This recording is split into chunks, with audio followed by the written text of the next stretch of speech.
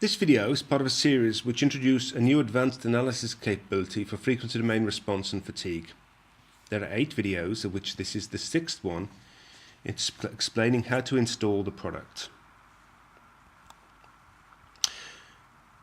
As you can probably see, if you're looking carefully enough, I'm running this program on an Apple Macintosh.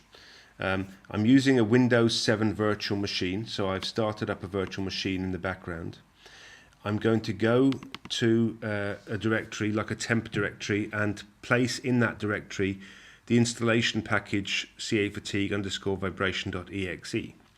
This should have been provided to you along with a license file as part of the installation, as part of the install process. So we're going to go to this exe and double click it to extract a number of install files that we'll have in that package. So I'm going to extract the files into that temp directory. This should create a setup icon, which I'm going to double click to install the program. So I'm going to go to setup.exe, double click it. It'll ask me if I want to install the C++ 2012 redistribution package. Whether I have it or not, I'm going to go ahead and say yes to that.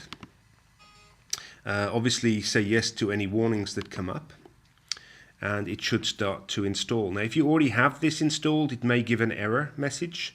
No matter what it does, if it gives you an error message, just say yes and continue with the installation. It should then go through and install the software. It'll install the software, it'll install a number of test problem libraries. So this is asking us whether we want to install the software. Say yes. I'm going to type next. I'm going to accept the license agreements and type next.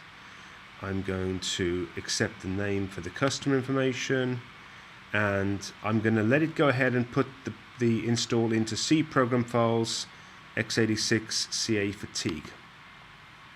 So everything's ready, so I'm going to go ahead and press install, and it will install the software. It shouldn't take more than a few seconds or maybe a couple of minutes to install, and that's a script saying we've installed and it's been successful. So now I'm going to go to the location of the installation, which was C, program files x86, and then CAEfatigue. So this is where we have everything installed. There is the program itself. There is some user documentation, which will include, in the final install, will include quick reference guide, user manual, and another number of other documents. And then we have a test problem library. I'm going to suggest that you move this test problem library because you'll have trouble running it in that program files directory. So I'm going to copy it and move it to the base directory C. But you can put this anywhere you want as long as you have permission to run it. So I've copied the test program library there, and I'm now going to go ahead and just check that the install worked. So included with this installation are a number of test problems as shown. Each of these is defined by a control file. We see here a number of control files with the extension txt. I'm going to open up one of these control files and take a quick look. So I'm going to open up 2_kn_all, etc. And here we see a control file to run a particular frequency-based fatigue calculation.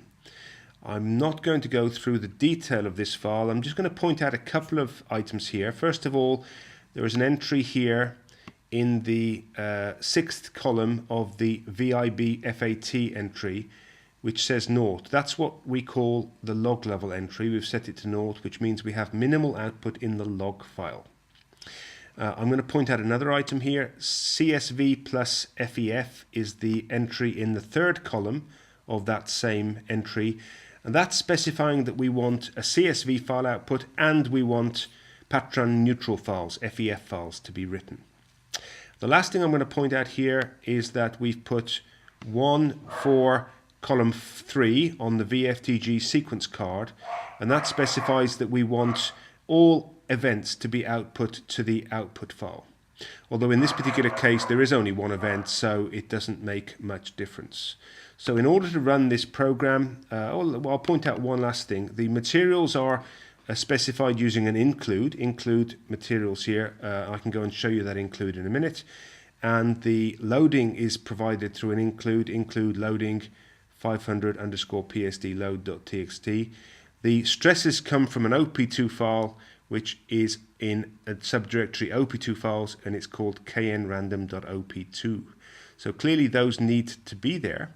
And we see we have those three subdirectories. We have materials with a bunch of materials specified here. We have loading with various PSDs specified. And we have the op2 files in the op2 file directory.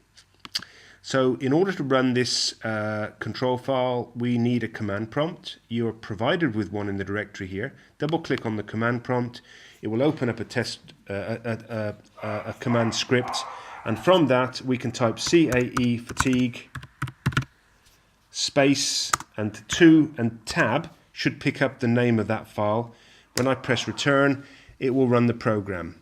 We are scanning through all the frequencies in this file and outputting the results. So there we are, we're finished.